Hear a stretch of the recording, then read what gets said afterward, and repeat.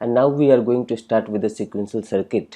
सो यहाँ पर हम एक छोटा सा सजेशन देना चाहेंगे कि सीक्वेंशियल सर्किट स्टार्ट करने से पहले आप थोड़ा इस टॉपिक को रिवाइज कर लेंगे। इसके अंदर आपको पढ़ना है लैचेज, फ्लिप फ्लॉप, काउंटर, रजिस्टर्स। एक बार अगर आप रिवाइज कर लेंगे तो ये सारे प्रॉब्लम बनाने में आपके लिए आसान होगा। सो यहाँ पर हम लोग क्वेश्चन है, ए 5-bit binary up counter starts from the 0000 state full stop after 144 input clock pulses. The count value of the counter in decimal is fill in the blanks. So यहाँ पर 5 बिट का समझने से पहले हम लोग यहाँ पे 2 बिट का देखते हैं। सो अगर हमने माना है 2 बिट का up counter Q1 Q0 is having the initial value as a 00, this is the initial value. सो यहाँ पर नेक्स्ट क्या होगा 01 10 11। जब फर्स्ट क्लॉक देंगे तो ये हमारा 00 से 01 जाएगा। उसके बाद जब सेकेंड क्लॉक देंगे तो यहाँ से 10 जाएगा। फिर उसके बाद थर्ड क्लॉक देंगे तो यहाँ से हमारा 11 पे जाएगा। जब फोर्थ क्लॉक देंगे तो ये फिर से इनिशियल स्टेट में आ जाएगा। So this will become after fourth clock pulse.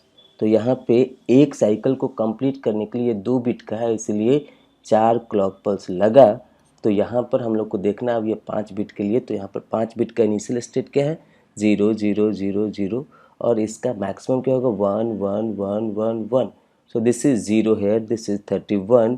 So total number of states will be, this total number of states is equal to 32। सो यहाँ पर एक साइकिल कंप्लीट करने के लिए, ये साइकिल को कंप्लीट करने के लिए हमको लगेगा 32 क्लॉक पल्स। हमने पूछा है after 144 input clock pulse what will be the output in decimal.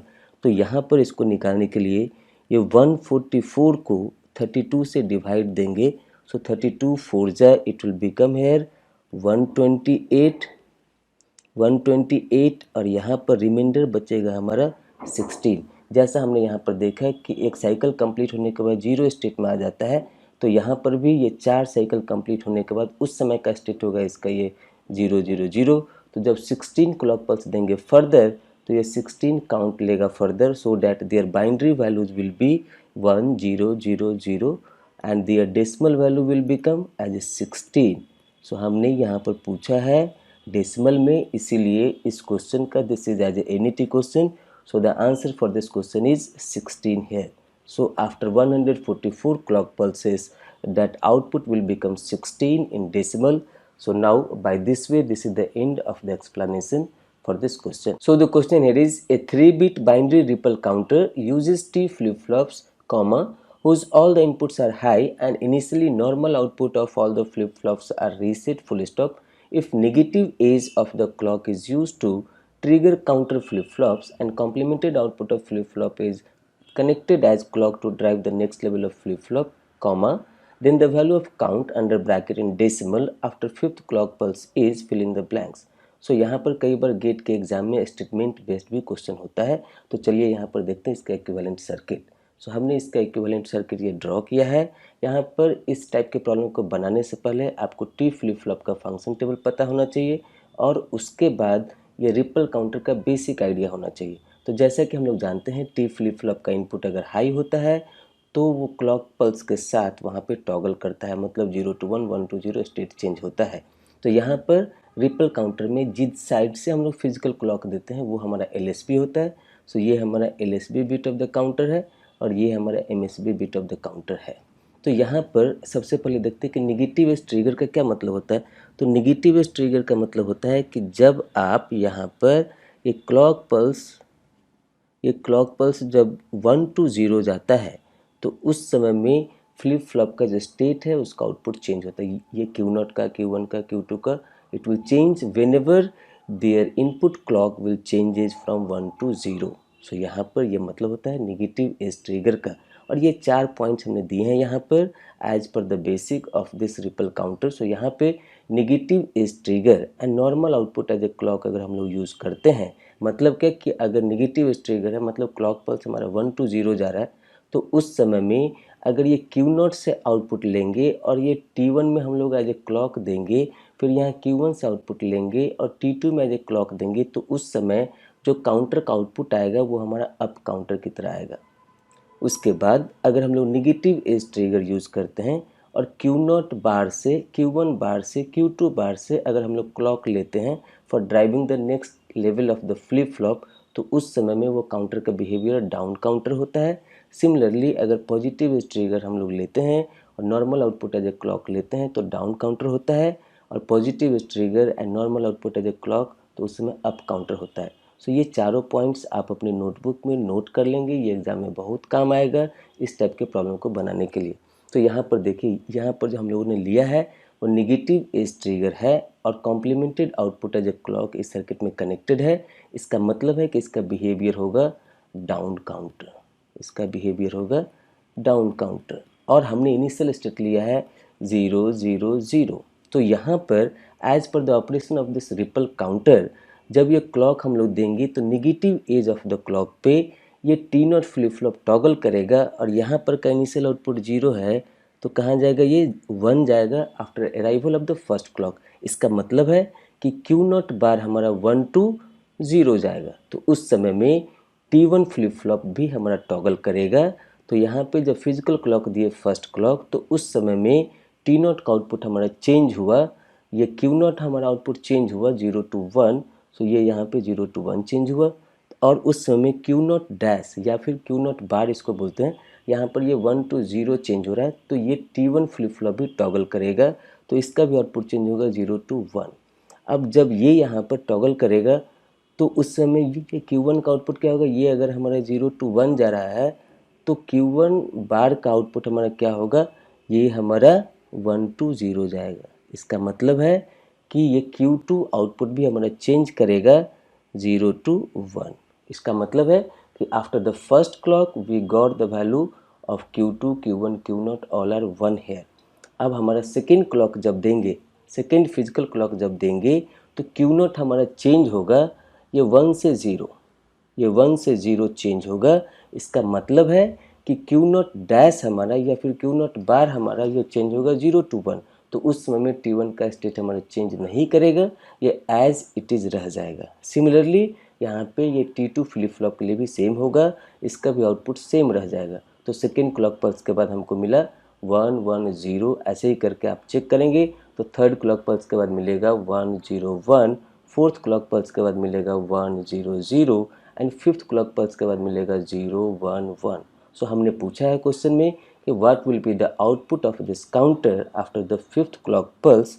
So we got it here as a 0 1 1, Q2 Q1 Q0, we got it here 0 1 1। इसका डेसिमल इक्विवेलेंट क्या हो जाएगा, तो 3।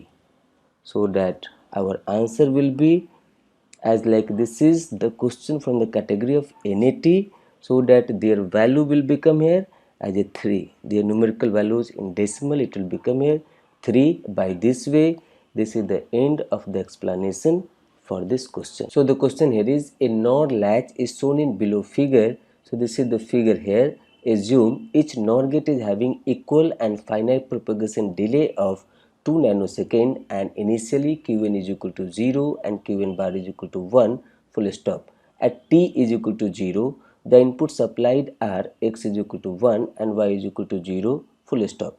The minimum time under bracket in nanosecond after which stable outputs are produced is equal to fill in the blanks.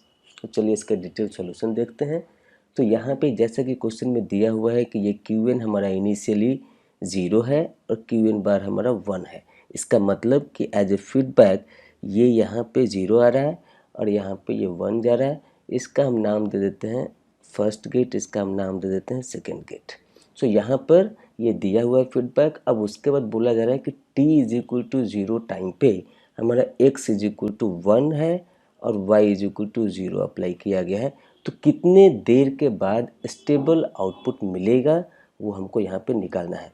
सो यहाँ पर जैसा कि हम लोग नॉर गेट का ये ट्रूथ टेबल दिया हुआ है तो उसके फंक्शन के अकॉर्डिंगली जानते हैं कि अगर ऑल 0 तो output will be 1, if any 1 output will be 0। So this is the truth table for this NOR gate and we need to use it here. So यहाँ पर as per this truth table जैसे ही हमारा ये input आएगा, ये feedback तो पहले से अवेलेबल है before t is equal to 0, तो जैसे यहाँ पे x is equal to 1 y is equal to 0 डालेंगे तो आपको दिखेगा कि दोनों नॉर गेट में एक 1 है। यहाँ पर फिजिकल इनपुट से आ रहा है x इज इक्वल टू 1, इसमें हमारा लॉजिक गेट 1 में फीडबैक से आ रहा है, तो दोनों नॉर गेट हमारा आउटपुट प्रोड्यूस करेगा 0 and 0 and here delay is 2 nanosecond, delay is 2 nanosecond, so this output will be produced after 2 nanosecond. यहाँ पे सरप्राइज नहीं होना है कि ये क्यू एन बार और क्यू एन दोनों हमारा 0 0 है, ये इंटरमीडिएट आउटपुट है, इसलिए ये सेम हो सकता है इस स्टेट में। अब देखते हैं आगे। सो यहाँ से ये फीडबैक तो हमारा चेंज नहीं हुआ, ये 0 ही है, बट ये जो क्यू एन बार हमारा जा रहा था लॉजिक गेट 1 में, ये अब हमारा चेंज हो गया 1 to 0 आफ्टर 2 नैनोसेकेंड। तो अब क्या हो गया, आफ्टर 2 नैनोसेकेंड इस नॉर गेट का जो हमारा इनपुट हो गया वो दोनों हो गया 0 0। तो इसका आउटपुट क्या हो जाएगा, if all zero then their output will be 1। So this is obtain after 2 nanosecond. और उस समय में इसके अंदर जो हमारा ये जा रहा था वो 0 1 ही था, तो यहाँ पर 0 है। सो यहाँ पर का ये जो फीडबैक है, इसका जो फीडबैक है लॉजिक गेट 1 का, वो चेंज हो रहा है कब, after 2 nanosecond as a 1। So ये अगर यहाँ पे 1 हो भी जाता है, so both 1, their output will be still 0। So this is the output after further 2 nanosecond. Here Qn is 1 and Qn bar is 0. So this is our stable output which is obtained after 4 nanosecond. So that here stable output, or we can say that steady state output will obtain here after 4 nanosecond. So that as per this question belongs to NAT, so that their final answer for this question will be 4 here, their numerical values will be 4 here. आपको कहीं पे भी bracket वगैरह use नहीं करना है, suffix वगैरह नहीं डालना है, सिर्फ न्यूमेरिकल आंसर डालना है। So here the numerical answer is 4 here. अगर ये डेसिमल का है उसके बावजूद भी ब्रैकेट या फिर उसके नीचे में सफिक्स 10 नहीं डालना है, so that final answer here it is 4 only. So by this way, this is the end of the explanation for this question. So the question here is, for the modified ring counter shown in below figure, assume that initially Q0 is equal to 1, Q1 is equal to 0 and Q2 is equal to 0. So this is the circuit given here. The number of clock pulses required to reach the initial state again by completing their cycle is fill in the blanks. So this is not the normal ring counter. So यहाँ पर इसको बनाने के लिए जो यहाँ connection दिया है उसको पहले देखिए। तो अगर आप यहाँ पे देखेंगे तो J2 इज इक्वल टू, ये J2 कनेक्टेड है Q1 बार से, and this K2 is connected है एज ए Q0। सिमिलरली यहाँ पर J1 का कनेक्शन है ये Q2 से, और K1 का कनेक्शन है Q2 बार से। सिमिलरली J0 का कनेक्शन है Q1 से, एंड K0 का कनेक्शन है Q1 बार से। इसको टेबुलर फॉर्म में देखते हैं तो और आसान हो जाएगा। सो यहाँ पर जैसा कि वहाँ पे कनेक्शन दिया हुआ है उसके हिसाब से हमने यहाँ पे लिखा है J2 is connected to Q1 bar, K2 connected to this Q0। सो उसके हिसाब से हमने यहाँ पे पूरा लिखा है, आप यहाँ देख लीजिएगा। इनिशियली दिया हुआ है this Q2 Q1 Q0 is 0 0 1, तो फर्स्ट क्लॉक देंगे तो एज पर दिस। सो यहाँ पर हमको देखना है कि फर्स्ट क्लॉक देने से पहले, ये फर्स्ट क्लॉक हमारा आने से पहले ये इनपुट क्या अवेलेबल होगा, तो वो इसके ऊपर डिपेंड करेगा। अब सर्किट की ज़रूरत नहीं है, अब हमको देखना है ये वैल्यू Q2 Q1 Q0 या फिर Q2 बार Q1 बार Q0 बार। तो यहाँ पे जैसा कि ये कनेक्शन के अकॉर्डिंग दिया हुआ है कि J2 is connected to Q1 बार, तो Q1 यहाँ पर क्या है 0, तो इसका मतलब फर्स्ट क्लॉक देने से पहले जो यहाँ पे J2 का इनपुट होगा वो Q1 बार, तो Q1 0 है तो Q1 बार क्या हो जाएगा 1। Similarly for this K2 is connected to Q0, तो Q0 का वैल्यू यहाँ पर 1 है तो ये हो गया 1। सिमिलरली J1 का कनेक्शन Q2 से है तो Q2 का वैल्यू इनिशियली है 0, तो ये हो गया 0। सिमिलरली अगर Q2 हमारा 0 है तो Q2 बार क्या हो जाएगा 1, तो ये यहाँ पे दिया हुआ है 1। फिर उसके बाद J0 is connected to Q1, so Q1 है हमारा यहाँ पर 0, तो यहाँ पर ये हो गया 0। अगर Q1 है हमारा 0 तो Q1 बार क्या हो जाएगा 1, तो यहाँ पे हमारा 1, यहाँ पे हमारा 1। सो अब हमारा J के फ्लिप फ्लॉप का फंक्शन टेबल अगर आपको मालूम है तो उसके अकॉर्डिंगली आउटपुट आ जाएगा। जब भी ये टेबल बनाइए उसके बाद फिर ध्यान से देखिए, एक दो बार प्रैक्टिस करेंगे, ये सब आसान हो जाएगा। तो यहाँ पे एज पर the function table of this J के फ्लिप फ्लॉप अगर दोनों इनपुट 1 1 है तो इसका कॉरस्पॉन्डिंग आउटपुट मतलब J2 K2 का कॉरस्पॉन्डिंग आउटपुट क्या होगा Q2 होगा, तो वो हमारा टॉगल करेगा। तो तो ये 0 हमारा टॉगल करके यहाँ पे 1 हो गया। सिमिलरली यहाँ पे J1 K1 का वैल्यू है 0 1, इसका इनपुट है 0 and 1। So as per this 0 1 their output will be reset. So Q1 का वैल्यू मिला हमको 0। सिमिलरली ये J0 का वैल्यू है 0, K0 का वैल्यू है 1, तो इसका आउटपुट भी रीसेट हो जाएगा। इसका आउटपुट क्या होगा? Normal output will be Q0, so that will be 0। So after first clock we got the output as 1 0 0। अब उसके बाद सेकेंड क्लॉक देने से पहले फर्स्ट क्लॉक के बाद जो आउटपुट मिला, ये जो आपको मिला 1 0 0, इसके अकॉर्डिंग हमारा यहाँ पर जेके फ्लिप फ्लॉप का इनपुट चेंज होगा, जो भी ब्रैकेट में टर्म्स दिया हुआ है उसके अकॉर्डिंग। और तब जब सेकेंड क्लॉक पल्स आप देंगे तो उसके कॉरस्पॉन्डिंग हमको आउटपुट मिलेगा Q2 Q1 Q0। तो यहाँ पर देखिए फिर से कि यहाँ पर ये Q1 है हमारा 0, तो Q1 बार क्या हो जाएगा 1। फिर Q0 हमारा 0, तो यहाँ पर ये क्या हो जाएगा 0। फिर उसके बाद Q2 है हमारा 1, तो यहाँ पर ये क्या हो जाएगा 1, तो Q2 बार क्या हो जाएगा 0। फिर उसके बाद ये Q1 हमारा 0, तो Q1 बार क्या हो जाएगा 1। सो अब इस इनपुट के अकॉर्डिंगली सेकेंड क्लॉक पल्स के बाद हमको मिलेगा आउटपुट 1 1 0। और इस तरीके से अगर आप चेक करेंगे तो आपको दिखेगा कि इसमें पूछा गया है कि after how many clock pulse it will reach to the initial state 0 0 1। सो आप देखेंगे तो इस तरीके से 5 क्लॉक पल्स के बाद ये Q2 Q1 Q0 का इनिशियल स्टेट फिर से वापस यहाँ आ गया 0 0 1। so that the answer for this question as like this is the NAT problem। so यहाँ पे पूछा गया कि वो कितने क्लॉक पल्स के बाद ये इनिशियल स्टेट में आएगा, तो हमारा फाइनल आंसर होगा 5 here because this is NAT। so the numerical values for this question will be 5, and by this way this is the end of the explanation for this question। so the question here is, consider the cascading of counters shown in below figure full stop। assume that all the outputs initially reset। so this is the figure here। the duty cycle of Q3 is fill in the blanks। so इसका detail solution देख रहे हैं हम लोग। तो यहाँ पर जैसा कि ये ब्लॉक डायग्राम में दिया हुआ है कि ये 2 बिट का रिपल अप काउंटर है, ये 2 बिट का सिंक्रोनस अप काउंटर है।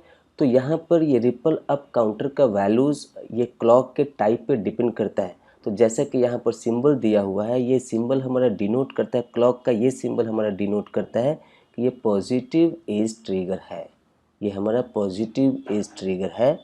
और अगर कुछ ऐसा सिंबल रहता या फिर कुछ ऐसा सिंबल रहता तो ये डिनोट करता है कि ये हमारा निगेटिव एज ट्रिगर है। लेकिन जैसा यहाँ पे दिया हुआ है उसके अकॉर्डिंग ये हमारा रिपल काउंटर भी पॉजिटिव एज ट्रिगर है और सिंक्रोनस काउंटर भी पॉजिटिव एज ट्रिगर है।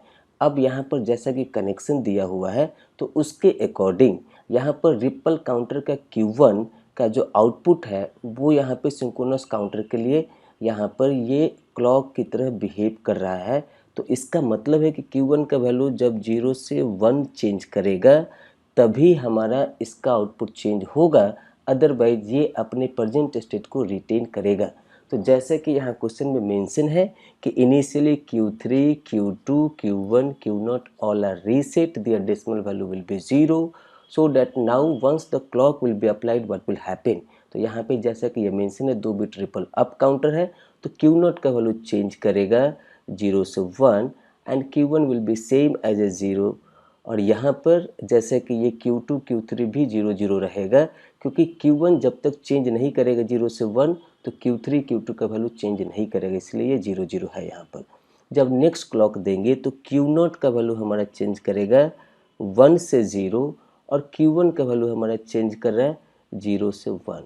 तो जैसे ही ये 0 से 1 चेंज किएगा उसके बाद यहाँ पर ये Q3 Q2 का वैल्यू भी हमारा चेंज करेगा। जैसा कि ये अप काउंटर है तो ये पहले 0 0 था, यहाँ पर ये अब 0 1 हो जाएगा। तो ये हमारा आउटपुट मिला। इसके बाद फिर जब नेक्स्ट क्लॉक देंगे तो Q0 का वैल्यू हमारा चेंज करेगा 0 से 1, लेकिन Q1 का वैल्यू हमारा सेम रहेगा। यहाँ पर ये 1 to 1 यहाँ पे कोई चेंजेस नहीं हो रहा है Q1 के वैल्यू में, इसीलिए Q3 Q2 का वैल्यू भी चेंज नहीं होगा, ये अपने प्रेजेंट स्टेट को रिटेन करेगा।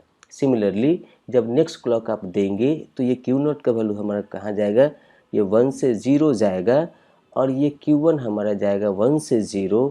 तो इसका मतलब है ये Q2 अभी भी चेंज नहीं करेगा, क्योंकि हमने बताया कि यहाँ पर ये जो सिंक्रोनस काउंटर का आउटपुट है Q2 Q3 वो तभी चेंज करेगा जब ये Q1 का वैल्यू 0 to 1 जाएगा। तो यहाँ पर ये वाले टाइम में ये 1 से 0 जा रहा है, 0 to 1 नहीं जा रहा है, इसीलिए ये अभी भी 0 1 मेंशन रहेगा। फिर जब नेक्स्ट क्लॉक देंगे तो Q0 का वैल्यू हमारा 0 से 1 में जा रहा है और यहाँ पर ये 0 से 0 जा रहा है, तो अभी भी इसके आउटपुट में चेंज नहीं होगा। फिर जब नेक्स्ट क्लॉक देंगे तो ये जा रहा है 1 से 0 और उस समय में हमारा Q1 जा रहा है 0 से 1। अब इसका वैल्यू Q3 Q2 का वैल्यू चेंज होगा, पहले 0 1 था तो अब ये 1 0 हो जाएगा। तो यहाँ पर ये 1 0 हो जाएगा और ये 1 0 हो जाएगा। ऐसे करके ये रिपीट करेगा कि जब जब Q1 हमारा 0 से 1 जाएगा तब तब Q3 Q2 का वैल्यू एक काउंट से बढ़ेगा। मतलब कि 0 0 है तो 0 1 होगा, फिर उसके बाद 0 1 है तो 1 0 होगा, फिर अगर 1 0 है तो 1 1 होगा। इस तरीके से आप पूरे टेबल को बनाएंगे और देखेंगे और यहाँ पर काउंट करेंगे तो आपको दिखेगा कि हाँ, जैसा कि हम लोग जानते हैं ड्यूटी साइकिल का डिफिनीसन क्या होता है। तो ड्यूटी साइकिल का डिफिनीसन होता है वो कितने टाइम तक हाई रहा।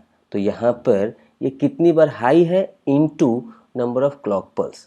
सो यहाँ पर ये कितनी बार हाई रहा, तो कितनी बार हाई रहा, तो यहाँ पर 8 times this Q3 will be high into their clock duration T clock divide by एक साइकिल को कंप्लीट करने के लिए ये Q3 Q2 Q1 Q0 के एक साइकिल को कंप्लीट करने के लिए कितना टाइमिंग लग रहा है वो हमको यहाँ पर निकालना होगा।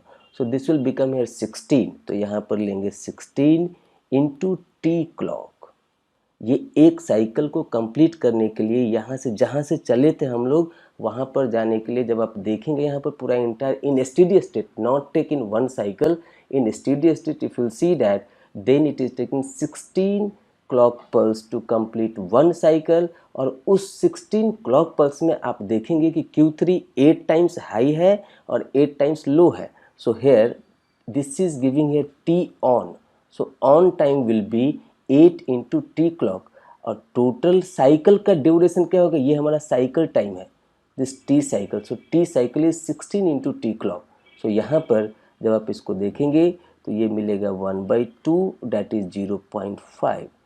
अगर परसेंटेज में पूछेगा तो 50% हो जाएगा, सिर्फ न्यूमेरिकल वैल्यूज़ पूछेगा तो आंसर हमारा होगा 0.5।